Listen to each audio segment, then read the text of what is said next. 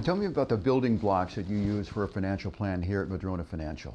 Yeah, there's essentially 5 building blocks that someone will want to address when putting together their financial plan. I think it's critical to do all 5 well.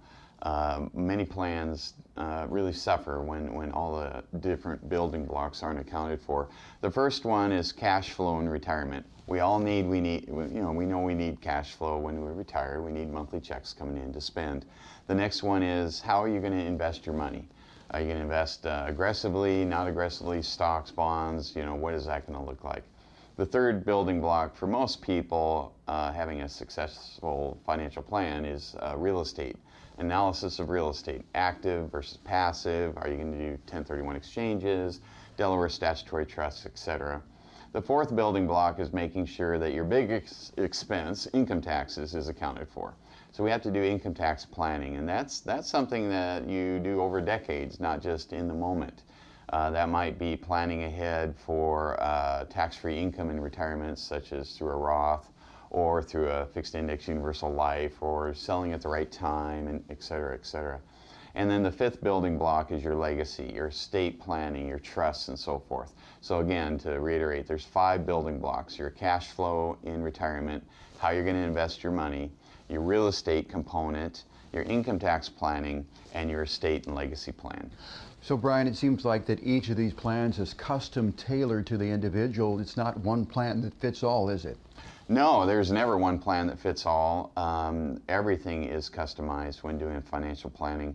And you might have 2 people that have exactly the same scenario going on, but very different advice, and it could be often, I meet with a couple and they have the same financial, resources and so forth, but very different ideas about what they want to do. One wants to be very aggressive and one wants to be very conservative.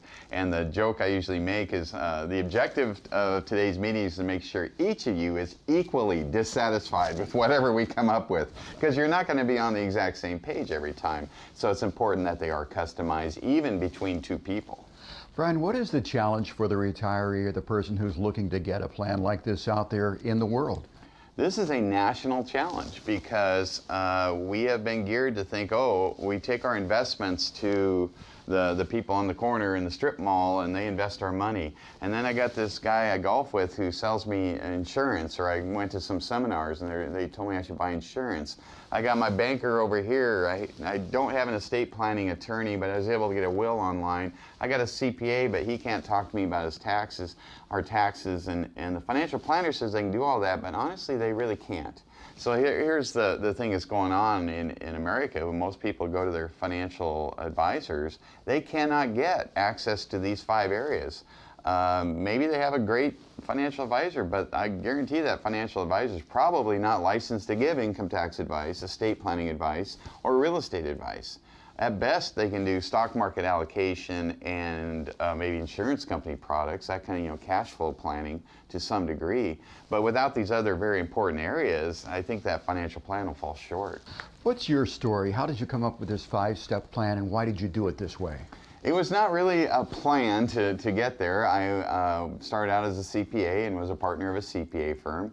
And then I had a client was selling a business. I was helping him negotiate that and work out the taxes and do the planning on that. And he says, well, we're going to want you to invest our money when we're done with this. I said, I can't do that. He said, why not? I said, I'm not licensed to do that. He said, well, Brian, get licensed. So I got licensed. So I had the tax planning, the estate planning part done, but now I could do investment allocation.